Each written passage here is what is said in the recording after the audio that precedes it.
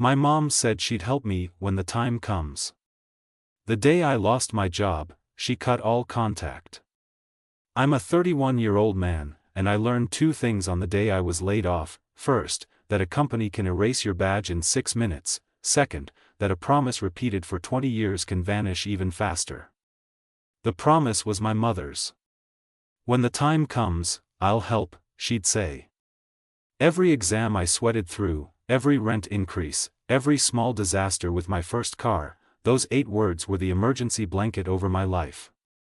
It wasn't just vague comfort either. She said there was a small nest egg dad left, for your beginnings, and she was the steward until I really needed it. My father died when I was 12 and the word steward felt holy back then. She never showed numbers. She just patted my shoulder and repeated the line like a prayer, when the time comes. The time came on a Thursday at 10:12 a.m. when my manager at the logistics startup closed the glass door and read from a script. Severance for 8 weeks. Laptop surrendered. HR on Zoom with the same wet sympathy for everybody. I packed my plant and the mug my sister Lily painted in middle school and drove to the river because that's where I go to turn noise into air. Then I called Mom. The first call went to voicemail. The second got the rapid busy sound I haven't heard since landlines. The third delivered a robot voice. This number is not accepting calls from you at this time. I stared at the screen, at my own name on her contact photo from last Christmas where she's grinning with a sparkler. I tried a text. It turned green, then came back, not delivered. I tried Lily. Straight to voicemail. I tried Aunt Diane. She picked up on the first ring and asked if I was okay in a tone that said she already knew something. I told her about the layoff and the calls. She exhaled like someone lowering a weight to the floor. Come by, she said. Now. Diane's kitchen always smells like caramelizing onions and the tile still has a crack from when I dropped a bowling ball in 2008. She made me tea I didn't drink. She asked if Mom knew about the job. I said yes and showed her the robot message.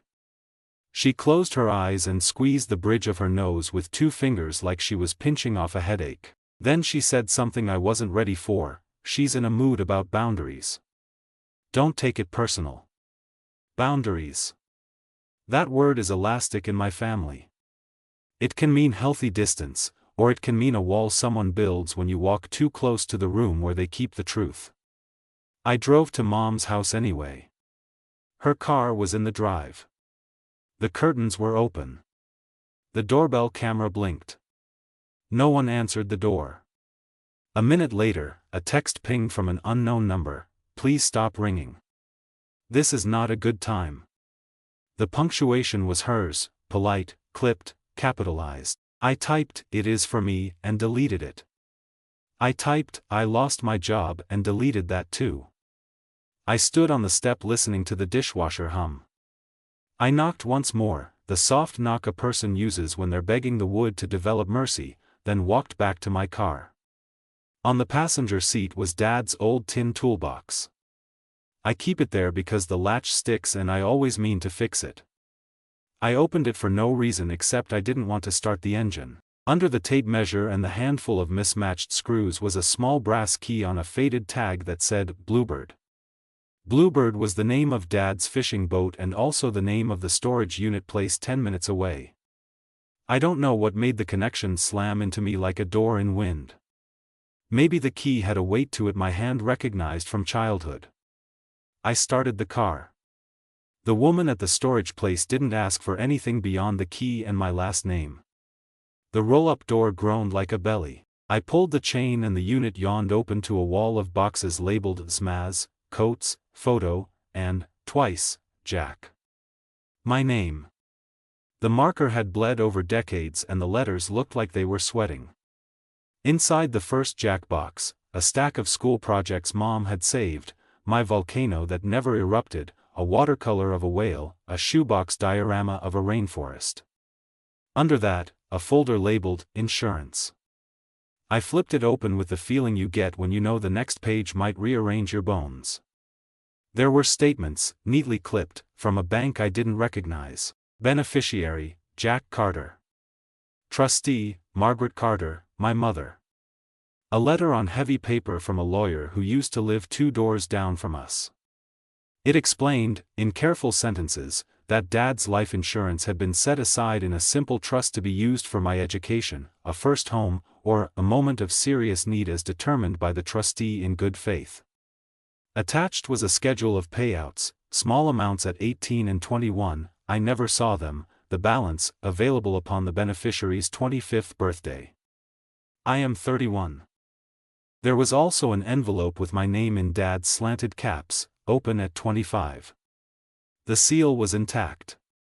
I sat cross-legged on the concrete and slid a finger under the glue.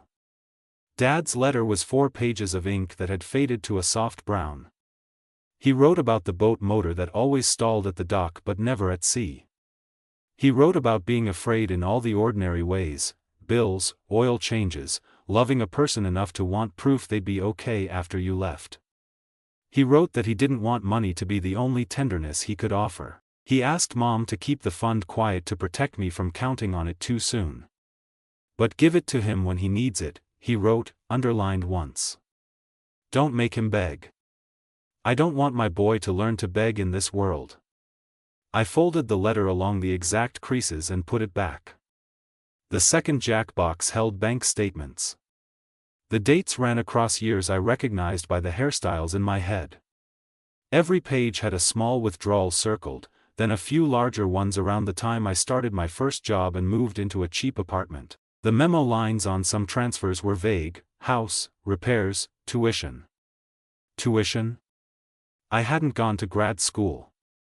Mom used to say she paid for a class to keep busy. I thought she meant ceramics. On the bottom of the box, a thin spiral notebook I recognized from our kitchen drawer. The kind of thing you write grocery lists in. Mom's handwriting filled the first page. Phrases, like practice lines for a conversation. He needs to stand on his own 2 feet. He can't keep looking back. When the time comes. The words stacked like bricks. I closed the notebook because I felt suddenly disloyal reading it. Then I laughed at myself for using the word disloyal in a room full of evidence that I had been managed, not mothered. I took pictures of everything because I grew up in the era of pictures or it didn't happen. I drove back to Diane's with the boxes in my trunk and my heart in some other vehicle I couldn't see. She took one look at the letter and sat down hard. I told her, she whispered. More times than I can count. I told her that money wasn't hers to love with. She went quiet for a long time. Then she told me the part no one had put in my hands: when Dad died, the house wasn't paid off. Mom scrambled, juggled, cried at the wash basin when she thought nobody could hear. The trust looked like a life raft right next to a drowning person, and she convinced herself she could borrow the raft and put it back before anyone noticed. She paid off the house. She paid for Lily's courses when Lily dropped out and started again. She covered 1,000 tiny leaks that make up a family's ship. She told herself she'd refill the fund when she got on her feet. She never got on her feet because life keeps pulling at your shoelaces and some debts feel less urgent if nobody else knows they exist. Did she ever give me anything from it? I asked. It came out small. Diane looked at the ceiling, as if the answer lived up there. She paid the remainder of your first semester when your loan disbursement was late, she said. She told you the registrar made an error. I remember the registrar error. I remember bringing her flowers to say thank you for dealing with the call. I also remember handing Mom $150 every month for a while after I got that first job because she said the mortgage was tight. I ran a quick mental math and felt sick. By the time I drove home, my phone had changed shape. Lily finally texted. Don't go to Mom's. She needs space. I wrote back, I lost my job. She replied, she knows. Then nothing. A minute later, a message came from a number I didn't have saved: I'm not available for this. Please respect my boundaries. The diction was perfect. My mother could have taught seminars on punctuation as weapon. At 2 a.m. I opened the letter again. Dad's ink had pooled where he wrote, "Don't make him beg," and the letters looked like they were swelling with water. I lay on the floor and thought about how many adult decisions I had made with that safety net just out of view. How many times I'd stayed late to prove I was dependable because dependability is a currency children of tight houses store in coffee tins under the bed. How many times I'd told my friends, "I'm fine," and truly believed it, because the person who taught me the temperature of fine was the same person who now wouldn't answer her door. In the morning I tried the bank. I wasn't on the account because the trustee arrangement gave Mom the keys. The man on the phone gave me the tone people reserve for dogs who bring them socks. He said he couldn't discuss specifics but could confirm the account is closed. He said he could not confirm or deny the date. He sounded like a person reading lines written by a person who had never been a son. I thought about a lawyer, but the idea of throwing our grief into a machine made me dizzy. I thought about doing nothing, which is a decision that sometimes disguises itself as restraint. Then Aunt Diane called and said, "Your grandmother's 75th is Sunday. Everyone will be there. Including your mother. Don't set the room on fire. Just bring water." Sunday arrived like a storm you can see for days and can't route around. Grandma's house is where all family weather happens: engagements, raccoon invasions, the year the turkey slid onto the floor and she dusted it with a tea towel and served it anyway. I parked on the street because the driveway was full of cars that remembered better holidays. Inside, the table was dressed like nothing had ever broken in our house. Slices of ham fanned on a plate, potatoes that took all morning, the green beans Grandma insists are my favorite because I said it once when I was 9. Mom stood by the sink drying a dish that was already dry. Her hair was perfect. Her face was a smile someone had ironed. She didn't look at me. I kissed Grandma's cheek and handed her flowers that suddenly felt like props. Lily hovered near the stairs with that glued-on busy look people wear when they're avoiding eye contact as cardio. Peter, Mom's boyfriend, who always smells like a different cologne and calls me champ, poured wine and told me about a motorcycle he almost bought.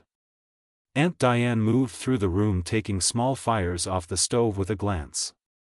I waited until the cake had been sung over and the wish made. I waited until Grandma sat and said something about the year flying.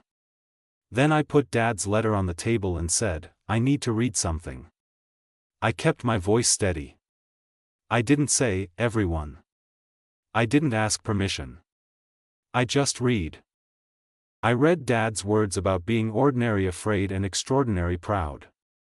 I read the line about the fund and the underlined instruction not to make me beg. I put the letter down and told them about the storage unit key. I told them about the bank confirming the account was closed.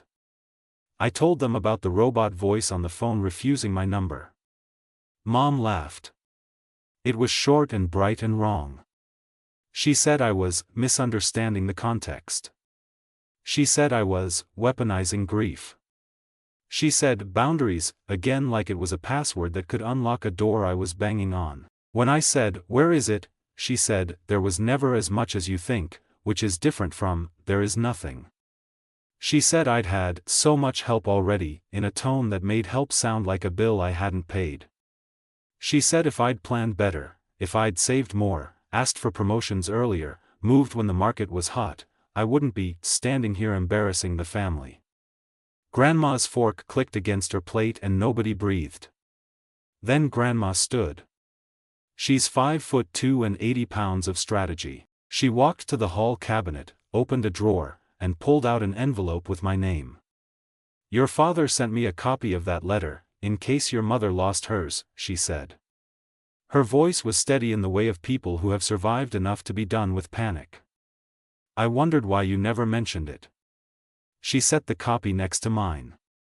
The handwriting matched, the words matched, the underlined sentence matched. She also set down a second envelope addressed to Mom in the same slanted caps. "And this is the part you didn't get," Grandma said, looking directly at my mother. "He wrote to you too." Mom didn't reach for it. Diane did. She skimmed and then read aloud, "If it becomes too hard to carry alone, ask Diane to take over as trustee." Love doesn't keep records, but money needs ledgers. The room tilted. Mom sat down. She said she never saw that letter. Grandma said she had given it to her the week after the funeral. Mom said she didn't remember. Diane looked like she might throw up. I didn't raise my voice. I didn't ask for a scene. I asked a simple question that still tasted like metal: did you use it? Mom's mouth made a shape that had both yes and no in it. She said, I kept this family alive. She said, I did what I had to do. She said, I always meant to put it back. She said, you have no idea what it takes to keep a house from falling. I do, actually. I've spent my adult life holding roofs with my hands. But I didn't say that. I said, I lost my job on Thursday. My voice cracked on Thursday like the word itself had a seam. I called you. You blocked me. Mom blinked and blinked again. I needed space, she said. You always bring drama. The room felt like a door I couldn't get through. I put my father's letter back in its envelope. I told Grandma her cake was perfect. I told Diane I'd call her later. Then I left my own mother standing in her good top with a dish towel in her hands and the word boundaries still on her tongue. I drove until the highway ran out and the water started. I parked and walked to the edge where the rocks turned slick. I thought about calling a lawyer. I thought about writing a careful email with bullet points and scanned attachments like a polite grenade. I thought about doing nothing again because part of me still, even now, wants to protect my mother from consequences like she's glass and I'm the floor. Then I opened the letter one more time and read the sentence about begging until the page blurred. I folded it along the same soft lines and put it back. If a man can be measured by the things he refuses to learn, then I am trying not to learn that love means silence. But I am also tired and very, very broke. And that's where part 1 ends, with a grown man in a parked car by dark water, holding a paper that proves a promise existed, and not knowing how to ask for what was always supposed to be given without becoming the very thing I've been labeled: needy, dramatic, disloyal. I don't know how to fix a house when the person who broke the window keeps saying the wind did it. I didn't sleep much. The next morning I made a list because lists make the world look solvable even when it isn't. 1. Find work, any work. 2. Get clarity on the trust without setting myself on fire. 3. Decide what kind of son I want to be when the mother you love also happens to be the person who taught you how to doubt yourself. I picked up shifts at a warehouse through a temp agency. It wasn't pretty, but the ache in my back at 4 a.m. is honest in a way emails aren't. I called each bill company and told them the truth. Most of them had scripts for people like me. A few had real humans. I sold the extra monitor, an old guitar that looked better than it sounded, and the winter coat I never wore because I keep pretending spring comes earlier than it does. Money didn't appear, but panic got bored and moved to a different room. For the trust, I started with paper. I scanned Dad's letter and Grandma's copy. I wrote my own timeline in plain words. No adjectives. Just dates, sums, bank names. Then I called the lawyer whose letterhead lived in the storage box. He retired. His daughter, who took over the practice, answered. I told her I wasn't calling to sue my mother. I said I needed to understand the shape of what had happened. She was kind and careful. She explained that the trust had been simple, as in, not a fortress. The trustee, Mom, had discretion and very little oversight. It was made for love to act quickly, she said, which is a beautiful sentence that breaks a little when love also has habits. She told me there's a statute of limitations and a ladder of options, none of which start with a hug. She offered to send me the old file. I said yes. 2 days later I picked up a thin folder with my name in someone else's pen. The numbers inside weren't huge. They also weren't nothing. Enough to buy a small house in the early 2000s. Enough to buy time when your badge stops working at 10:12 a.m. I didn't call Mom. I wrote her a letter. It was 2 pages. It said I know. It said I understand the years were hard. It said he asked you not to make me beg and yet here I am. It said I'm not asking for what isn't there, but I need to know what happened and what remains. It said if it's gone, say gone. I mailed it because texts are grenades and letters are mirrors. She didn't reply. Lily finally called from a number that wasn't hers. She cried before hello. She said she tried to talk to Mom and got the same wall.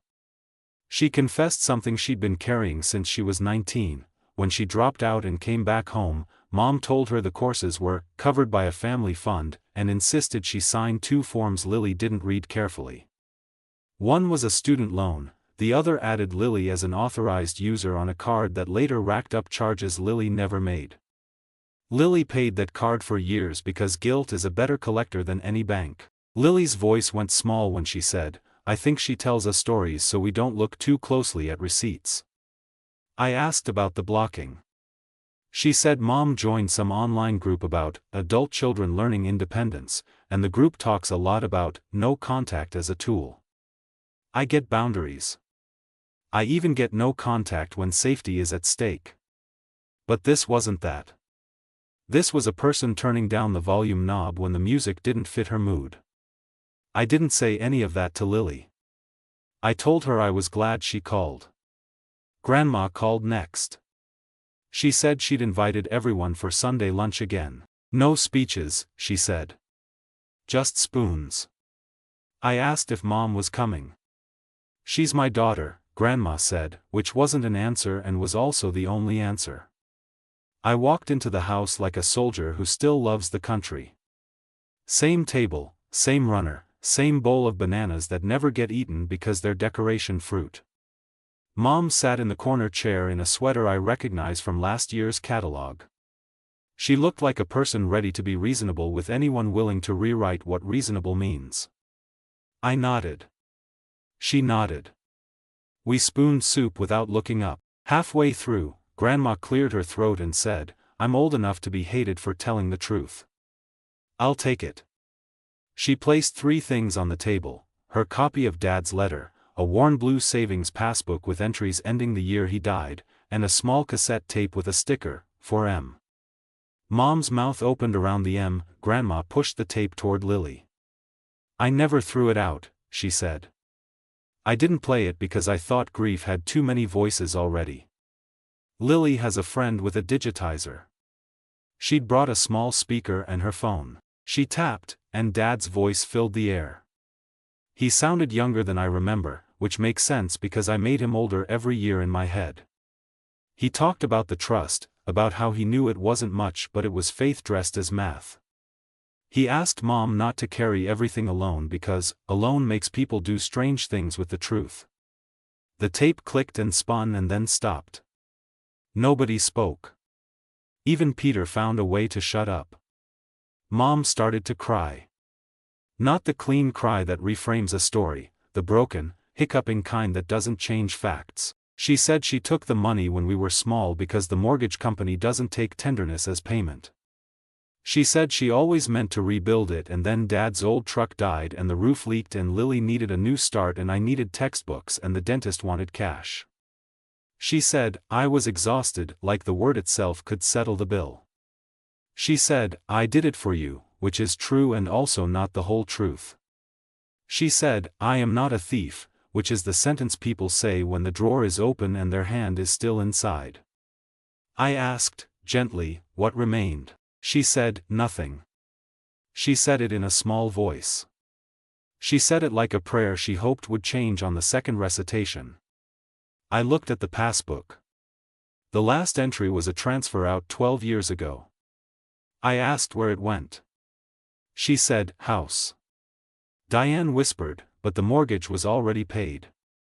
Mom stared at the tablecloth pattern like it might give her a better answer. Here is where a different version of me would have stood and read from a printout of options, would have said words like restitution and misappropriation and filed. I wanted, for a hot second, to be that man. But I kept seeing Dad's underline, don't make him beg. It wasn't a line about punishment. It was a line about the shape of dignity. So I asked for two simple things. First, that Mom tell the truth out loud to the people she had asked to share the lie, to Lily, to Grandma, to me. Not the version with fog. The one with dates and verbs. Second, that she give me back the only part that could still be returned, control of the story. That meant an apology without the word if. That meant telling the extended family to stop calling me dramatic. That meant unblocking my number not because I'm entitled to her attention, but because blocking your son the day he loses his job is a sentence you shouldn't be able to live with easily. She did the first part, then and there. It wasn't neat. It wasn't cinematic. She haltingly named the transfers and the rationalizations she used. She admitted she'd blocked me because I couldn't handle the guilt and I didn't want to be asked for something I couldn't give. She apologized. Not well. Not poetically, but in plain words, with her eyes on the tablecloth, which is a kind of honesty I'll accept when that's the model available. She didn't do the second part. She unblocked my number a week later and then reblocked it after a cousin called to say I was airing private matters. Old habits. Old tools. I moved forward without her. Forward is a thin word. It looks like a straight line on calendars. In real life it's a drunk man's walk. Some days I felt clean. Some days I missed the woman who told me bedtime stories and made me grilled cheese cut into triangles because squares didn't taste like childhood. Some days I wanted to tell the world she's a villain. Some days I wanted to drive her to the ocean and hold her while she cried for the version of her that tried so hard to be everything. Work came. Not glamorous, but stacking pallets pays in a currency I can count. A contract gig turned into something more permanent because the manager saw I showed up when I said I would. A friend needed a spare room filled and I moved in with a mattress and 3 boxes and the toolbox with the finally fixed latch. I kept Dad's letter in a plastic sleeve in my desk. I read it once a month like scripture I didn't choose but somehow needed. Lily started therapy. She stopped paying the card she didn't open. Mom texted her paragraphs about duty and Lily muted the thread and then, one brave day, pinned Grandma's number to the top instead. Diane took me to the cottage her church keeps for grief retreats and we painted a fence and didn't talk about anything until the last day when we talked about everything. Peter sold the almost bought motorcycle and moved out. I didn't ask questions. Some stories end exactly that quietly. As for the money, there is no Hollywood fix. No secret account discovered behind a wall. No sudden check that restores the past. The past doesn't restore. It sits where it is and teaches. I set up a separate savings account labeled roof because that's the line that keeps echoing, love your people, but keep a roof with ledgers.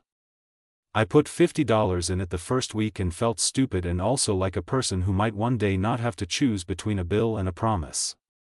3 months after the lunch, I visited Dad's grave for the first time in years. I brought coffee because it felt conversational. I read him the letter he wrote me, out loud, to the empty plot and the robin hopping like he was late for something. Then I read him mine. I told him we had all failed each other in ordinary ways. I told him I was trying to fail less. I told him I wouldn't beg, not because I'm proud, but because I want to keep the part of me that can look in a mirror without rehearsing a defense. I told him I was angry and also still the boy who learned to fish by watching his hands. I told him I'd keep the ledger on the roof and not on the people, as much as I could. A week later, Grandma sent me a small package. Inside was a tarnished key with blue paint on the teeth. Bluebird. The boat. She wrote on a note card, I don't have the boat. I have the key. Maybe that's enough to remind you that you know how to steer. It sits on my desk next to the plastic sleeve. People will ask what I did about Mom and expect a clean label. Estranged. Reconciled. Low contact. The real answer is less tidy. I keep my distance like a person walking a path he built himself, checking sometimes that the cliff is still where he thinks it is. I answer when she sends short messages that don't ask me to swallow a new version of old facts. I ignore the ones that do. I don't correct my cousins when they invent motives for me because they need a villain. I have stopped auditioning for the role of good son in a play where the script requires me to forget my own lines. On the day I signed a contract for a better job, I drove to the storage unit to return the boxes I'd taken out. I chose to keep one thing, the notebook with her practiced phrases. I don't keep it to hate her, I keep it to learn the shape of sentences I won't live under anymore. I wrote a few new lines on the back page in my own hand. Help is a verb, not a headline. Boundaries are doors, not walls. Promises have dates. If you're reading this because you want a clean revenge, I don't have it. My version of revenge is a ledger I can show to myself that says I told the truth a day earlier than I wanted to, I handled the money like it could rot if I didn't, and I learned to love people without appointing them treasurers of my worth. I'm still hurt. I'm also still her son. Both can be true on Tuesdays. And some nights, when the house is quiet and my bank app shows numbers that make sense, I still hear the robot voice telling me I'm blocked. It takes me back to the step, to the dishwater hum, to the rustle of a dry dish towel on a dry plate. I wonder how a promise can die without a body. I wonder whether I'll ever stop wanting the version of her who tucked me in after thunderstorms and said the roof would hold. I don't have a wise ending. I have a small one. I'm learning to be the person who holds my own roof up, ledger open, eyes soft, and even with the letter in my drawer and the key on my desk, I still wake some mornings with the old sentence in my mouth, and I'm a little ashamed to admit it. I don't know what to do. Follow me for more stories.